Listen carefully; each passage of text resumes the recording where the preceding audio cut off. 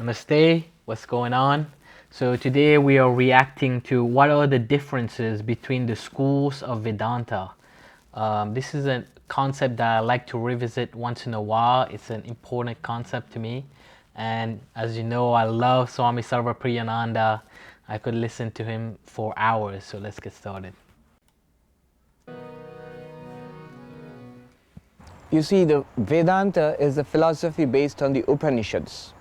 And depending upon the interpretation of the Upanishads, we have many schools of Vedanta. The Upanishads have been interpreted in different ways, giving rise to different philosophies. And the text which is central to these philosophies is what is called the Brahma Sutras, the aphorisms which deal with the philosophical aspects of the Upanishads.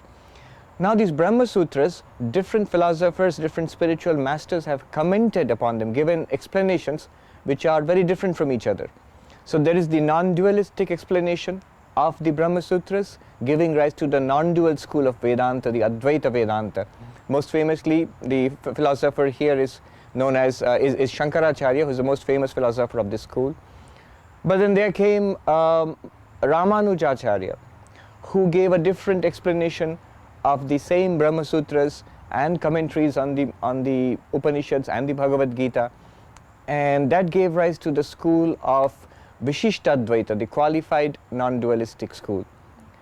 Then came Madhvacharya, another great philosopher and spiritual master, who gave a dualistic interpretation to the same Brahma Sutras and the Upanishads and Bhagavad Gita, and that gave rise to the school of dualism, Dvaita Vedanta. So already we have Advaita Vedanta, Vishishtadvaita Vedanta and Dvaita Vedanta. What are the differences between them? And these Swamis, they know so much. They know so many scriptures, so many authors, so many commentators, all these verses that they remember. I know they dedicated their whole lives to it, but it's impressive how much they show you how much potential the brain has. They probably forgot more than we will ever know, right? Well, to put it in brief, Advaita Vedanta says there is one existence consciousness bliss, and all that we are experiencing is that same existence consciousness bliss. We are not aware of what it is in reality, and hence we superimpose a world of multiplicity, plurality.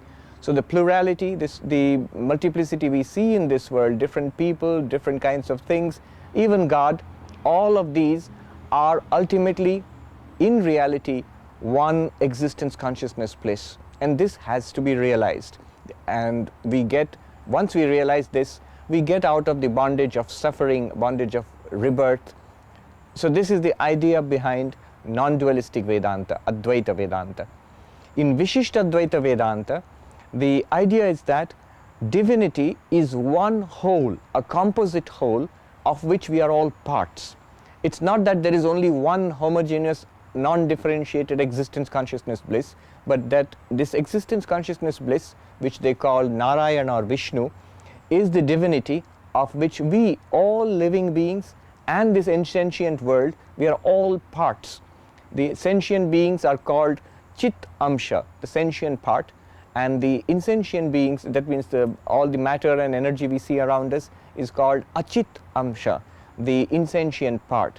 And Brahman is Chit, Achit, Vishishta, Brahma. That means Brahman qualified by its sentient parts and its insentient parts. So there is one whole of which we are a part. And spirituality would consist of realizing that we are part of one divine whole, which is an organic unity. I don't know about you, but this is Vishishtadvaita Vedanta is what I resonate with mostly. I see it as God being like an ocean, and we are all like one droplet in that ocean, right? And all these unique individual souls make the completeness of the ocean, which is what we call God. But let me know in the comments, what do you identify with? Do you believe that God is one and everything is one? Do you believe that God is completely separate from us, which is Dvaita? Or do you believe that we are one part of God, which is like Vishishtadvaita Vedanta. I would love to know what you The identify with. role of devotion, bhakti, is stressed over that of jnana in this interpretation of Vedanta. Then again, you have the dualistic Vedanta, where the philosopher asks you, does it seem real that we are all different from each other? When we say yes, that's what it seems like. And Madhva tells us, you are right, we are different from each other. Does it seem like God is something different from us? We say yes, God does seem something different from us. And Madhva tells us, you are right, God is different from us. This world is different from us, and we are all different from each other, but we are all under the care and the love of one divine ruler, which we can call Brahman, God in English. So it's a dualistic school where we are all separate, independent entities. Again, the role of bhakti and surrender to God is important here, whereas in the non-dualistic school, the role of jnana, knowledge, is preeminent. There are other schools of Vedanta too. I can just mention them. There is the Dvaita school, there is the Achintya Bheda Veda school, there is the Shuddhadvaita school, and so on. There are different schools of Vedanta, and all of them are actually different interpretations of that core philosophical text, the Brahma Sutras. Man, Swami Sarvapriyananda, I could listen to him for hours. He's just a magical human being, huh? But one other thing, I don't know if you know Jay Lakhani. That's one other person that I love to listen to. May he rest in peace. You know, he brought so much beauty to the world. But he speaks of something called pluralism, right? In Hinduism, there are like 1,000 and 1,000,000 ways to realize God, right? And they are all valid because Hinduism is like a experiential religion, right? So you might have people who realize God to not believing in God. You have people who realize God through bhakti. There are people who realize God through jnana and studies, and all these different paths, these different schools of Vedanta, right? And I think that's like the beautiful thing about Hinduism.